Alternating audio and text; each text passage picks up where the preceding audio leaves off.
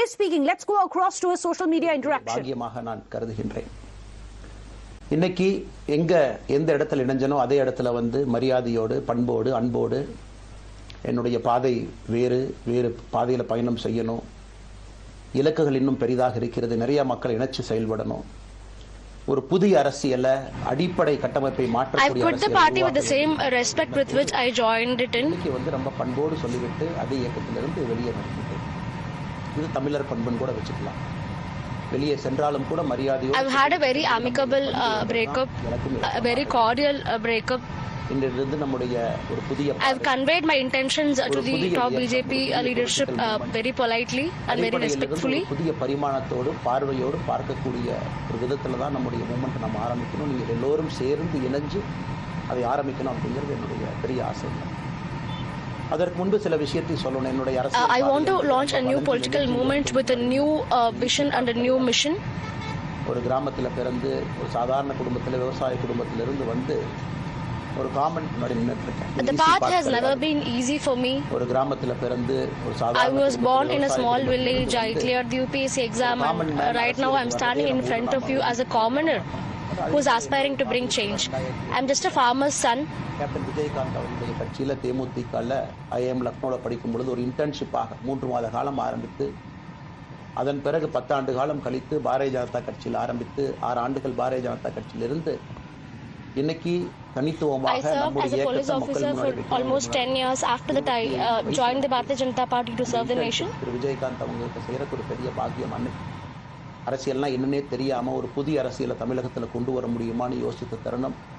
இன்னைக்கு வயது 42, கிட்டத்தட்ட 17 ஆண்டுகள் போராடிட்டே இருக்கிறேன். ஒரு புதிய பாதை உருவாக்க முடியுமா, ஒரு பெட்டர் பாலிடிக்ஸ், ஒரு பெட்டர் சொசைட்டி கொண்டு வர முடியும். Now I'm 42 years அதே நேரத்துல நிறைய யூகங்கள் நிறைய பேர் நிறைய சொல்றனால இதே டெல்லியில ஆகஸ்ட் 24 2020 பிஜேபி வரும்பொழுது சூப்பர் ஸ்டார் ரஜினிகாந்த் அவங்க எனக்கு ஃபோன் பண்ணாங்க.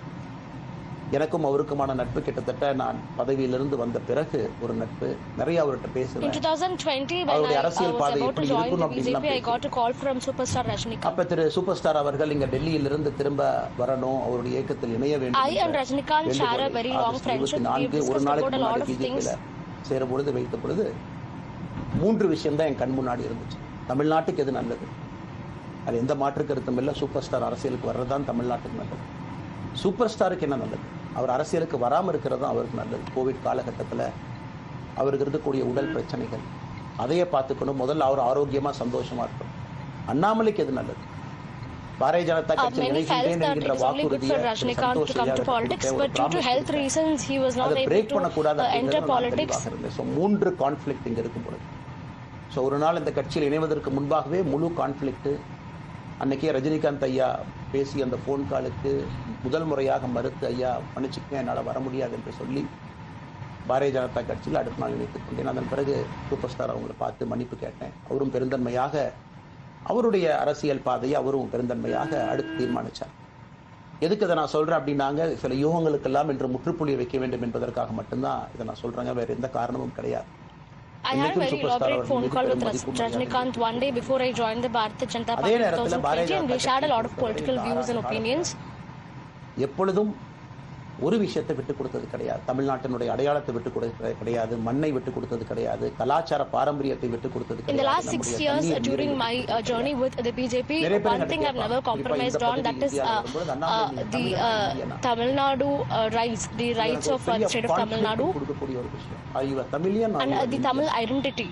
தமிழ்நாட்டில் என்னுடைய அப்பாவோ அம்மாவோ, என்னோட அம்மா தமிழ்நாட்டை தாண்டி வெளியே வந்ததே கிடையாதுங்க. தமிழ்நாட்டில் மட்டும்தான் இருந்திருக்கிறாங்க. என்னுடைய பாரம்பரியம் எல்லாம். அப்பா ஒரு முறை தமிழ்நாட்டுக்கு வெளியே சின்ன வயசுல வந்துட்டு போயிருக்கிறாங்க. அங்கேயே ஆண்டு காலமாக இருந்து விவசாயம் செய்யக்கூடிய குடும்பம். எனக்கு முதல் வாய்ப்பு. My parents have never visited anywhere beyond Tamil Nadu. My mother till now has not visited any place that's beyond Tamil Nadu. My father has only done once for a personal small reason. 8-9 ஆண்டு காலம் IPS அதிகாரியாக பணி செய்கிறேன். So India முழுவதுமே கிட்டத்தட்ட அந்த 10-15 ஆண்டுகள் சுற்றிவிட்டேன். அதனால நான் எப்போதுமே சொல்லுவேன், நான் ஒரு பெருமை மிகுந்த Indian. But me in the last 15 years I've traveled across India. I've traveled to many places. I was in Hyderabad for a couple of years and I was serving as a police officer in Karnataka. ஒரு பெருமை மிகுந்த தமிழனா இருக்கணும் அப்படின்னா நான் ஒரு Indian என்று சொல்ல வேண்டிய அவசியம் இல்லை அப்படின்னு நிறைய கட்சிகள் அங்கே இருக்கிறாங்க. எப்பொழுதுமே தொடர்ந்து சொல்லிக் கொண்டிருப்பது, இந்தியன் என்கின்ற அடையாளத்தோடு ஒரு பெருமை மிகுந்த தமிழனாகத்தான் எல்லா இடத்துலையும் இருக்கிறேன். அப்படித்தான் இந்த இயக்கத்திலும் இருக்கணும். நாம் ஆரம்பிக்கக்கூடிய இந்த இயக்கத்தில் உங்களோட பயணம் செய்யணும். தமிழ்நாட்டினுடைய எந்த பிரச்சனையும் கூட முன்னிறுத்தி சமரசம் இல்லாத நம்முடைய தமிழ்நாட்டினுடைய வளர்ச்சி எத்தனையோ பிரச்சனைகள். நான் பாரதிய ஜனதா கட்சியில் இணைந்த பிறகு எல்லா தலைவர்களும் பெரும் ஒத்துழைப்பு தான். இருந்தும் தனியா போகணும், உள்ளாட்சி தேர்தலில் தனியா தமிழ்நாட்டினுடைய அடையாளத்தோடு பாரதிய ஜனதா கட்சி இருக்கணும். தமிழ்நாட்டினுடைய அடையாளம் மிக முக்கியம் என்பதற்காகத்தான் அன்னைக்கு தலைவர் திரு ஜே பி நட்டா அவர்கள் நிறைய பேர்த்துக்கிட்ட பேசி நாம உள்ளாட்சி தேர்தல் தனியா போகும், அதே போலதான் லோக்சபா தனியா போகும்.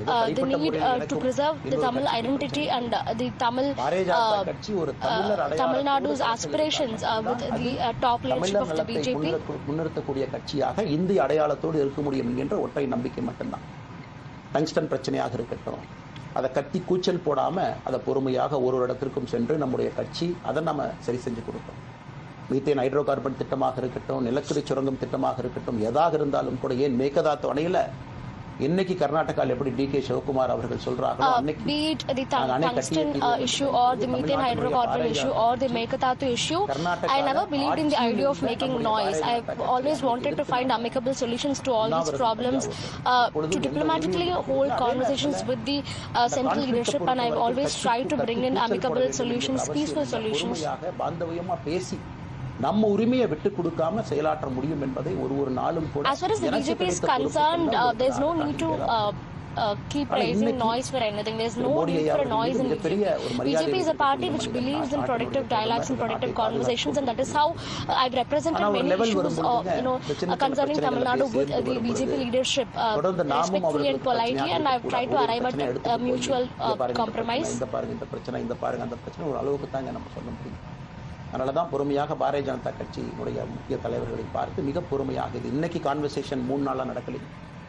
இதை கிட்டத்தட்ட நான் 1 ஆண்டு காலமாக பாரதிய ஜனதா கட்சியினுடைய தலைவர்கள்ட்ட சொல்கிறேன். 18 மாதங்களாக எனக்கு இருக்கக்கூடிய கருத்து வேறுபாடுகளை மிக பொறுமையாக, வெளியில கத்தி கூச்சல் போடாம மிக பொறுமையாக 18 மாதங்களாக I've had a lot of difference of opinions with December 4ஆம் தேதி party leadership for the past 18 months, and I've tried to explain my difference of opinions and my point of views as politely and as respectfully as possible. I've never created a controversy out of anything. 25ல Bharatiya Janata கட்சி சொல்லி தேர்தல் பணியை முடித்துவிட்டு செல்ல வேண்டும் என்று சொல்லியிருந்தார்கள். அதுவும் இந்த கட்சியினுடைய ஒரு உண்மை தொண்டனாக கட்சி சொல்லியிருக்கிறாங்க. தேர்தல் பணியை முடித்துவிட்டு மே கடைசி வரை நம்முடைய பணியை செய்துவிட்டு தான் வெளியே வரணும்.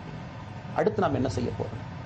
அடுத்து நாம் இதெல்லாம் பேசிட்டோம், பழச பேசிட்டோம், இருந்ததை பேசிட்டோம். அடுத்து ஆனந்தமாக அன்போடு தமிழ்நாட்டில் ஒரு அரசியல் இயக்கத்தை நாம் துவங்க இருக்கின்றோம். இது அரசியல் இயக்கமா, கட்சி இல்லையா அப்படின்னு நீங்க யாரும் கேட்கவே வேண்டாம். கண்டிப்பாக தமிழகத்துல அடுத்து நடக்கக்கூடிய தமிழகத்தினுடைய நம்முடைய அதுக்கு நம்ம தயார் பண்ணணும். நிறைய லீடர்ஸை தயார் பண்ணணும், நிறைய கேடர்ஸை, வாலண்டியர்ஸை தயார் பண்ணணும், உத்வேகத்தோடு தயார் பண்ணணும். அவங்களுக்கு அந்த ஸ்கில் செட்டை நம்ம உருவாக்கணும். கொஞ்சம் நேரமாகும். நிறைய மனிதர்களை உள்ளே கொண்டு வந்து அவர்களுக்கு சில இடத்துல அரசியல் எல்லா தரப்பட்ட மனிதர்களையும் உள்ளே கொண்டு வந்து, ஏன்னா பாரதிய ஜனதா கட்சியினுடைய தலைவராக பொறுப்பேற்ற முதல்ல போய் ஆசீர்வாதம் யார்கிட்ட வாங்கினாங்க? சமீபத்தில் மறைந்த நல்ல கண்ணையாக